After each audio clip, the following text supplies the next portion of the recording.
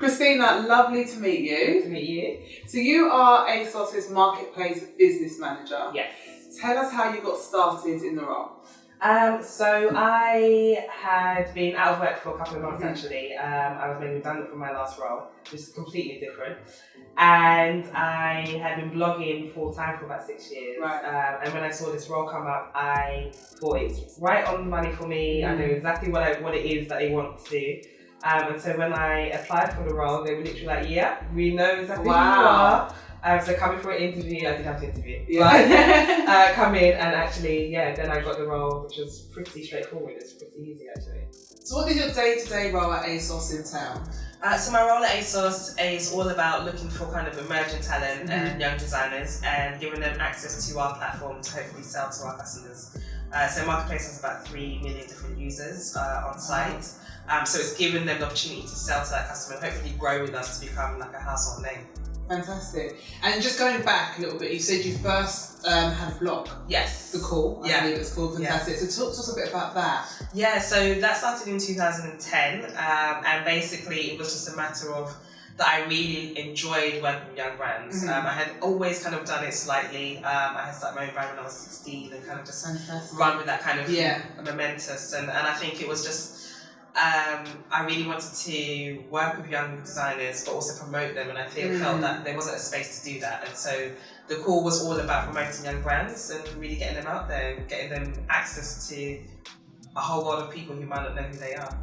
And you said that when you applied for the job at ASOS, they actually said, yeah, we've heard about you, we know what you do. I mean, that's amazing in itself. It really is. So you were going for 6 years writing? Yes, I was writing on the blog. I was working for a couple of people on the blog. But yeah, we were running it for about 6 years, So much so that ASOS actually heard about you? Yeah, so I used to do a lot of like press work for the press team at ASOS. So they used to send me a few bits and pieces every now and then. And then when I came for the interview, my manager who was here at the time was like, yeah, I know who you are, we follow you on Twitter, we follow you everywhere.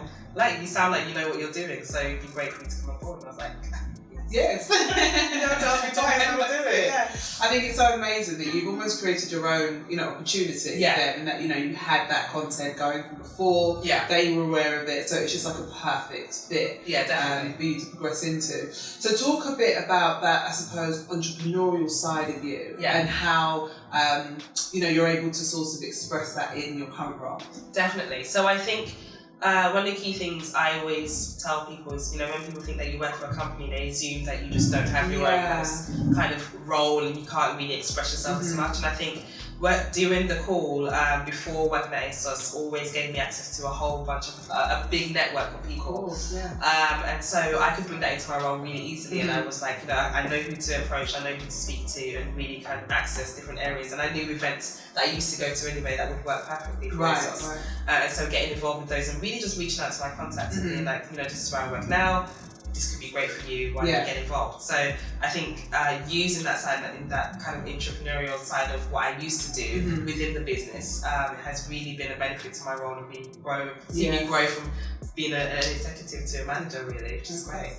And networking seems to be like the common theme throughout that 6 year journey for you. How useful and important was that, sort of hitting the ground running when you joined ASOS? Definitely. I mean, networking is huge. You get loads of people who say that and you think, oh great, I don't want to speak to people. But I am naturally an introvert at heart, so it's always almost putting in your business face and saying, what is the objectives of me going to an event and what do I need to get out of it and who do I need to meet? And so it's therefore saying, I need to make sure that every event I go to is productive. And therefore meeting the right people, speaking to those, and not kind of discounting other people who you might not actually be worth working with at the moment, but actually getting to know them because they might come up in the future as useful. So and obviously your main focus is providing a platform for young fashion designers, entrepreneurs that are sort of coming up. And in terms of that process of taking them from being this great sort of raw talent to being something that can then be featured on the marketplace and hopefully onto sort of ASOS main shop. What does that process look like? So we have a team of about 25 of us on the marketplace division. And basically it starts with myself and my colleague who are looking, and what we do is we look not only for independent labels but also for vintage curators as well. So there is that whole side of making sure that brands, people who are just collecting vintage can also sell that and become a brand in their own right. And we give them access to our site and actually kind of develop them, so we look at their inventory, their pricing, their shipping, and really get them developed so they can actually start a marketplace. But then you also work with our account managers, who then develop your brand identity, give you targets, look at the bigger picture. You could be selling a marketplace, but you could also then move on to sell on to Topshop or ASOS.com or, feature in Vogue or whatnot. There's opportunities are endless. So we have our account managers who work with them, but we also have our editorial team who are all about promoting these brands and sharing information about their stories. And stories are a major side of, a lot of these young brands and young people who are doing these brands. And so we have a whole team of people who are really dedicated to really nurturing and developing talent on Marketplace, which is really great. That is fantastic. To have. Now I know you said you had your own t-shirt brand online when you was in university. What difference do you think that would have made if you had something like ASOS Marketplace back then? It would have been huge. I started it when I was 16, and at the time, all I knew was the fact that I needed to have a website. And when you're 16 to 21, you're like, where's my money going? And you kind of sign into things where you're like, okay, a hosting site and it's so expensive and things like that. But if I knew there was a platform like Marketplace, it would have been amazing to really just. It takes away the cost of that kind of stuff, and you're literally just focusing on the product and your branding, and you've got people on hand to help you develop that further, which is great. It's been amazing.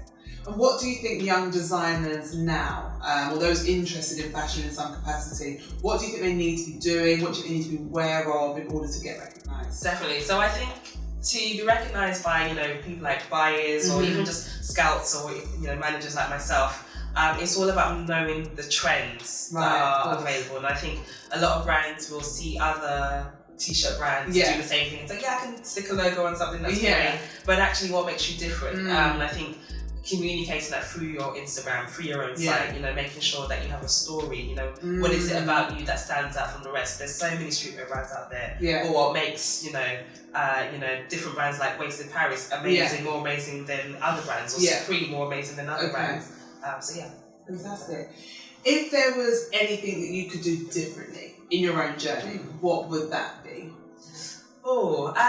Possibly not stopping vlogging. I think I would have loved to continue doing that. I'm still battling with I need to continue doing that. But also, I guess just having more confidence in general. I think a lot of times when I started vlogging, no one knew who was behind it for the first year and a half, because I was so afraid that people were like, oh, it's a black girl behind the urban streetwear blog, which is amazing.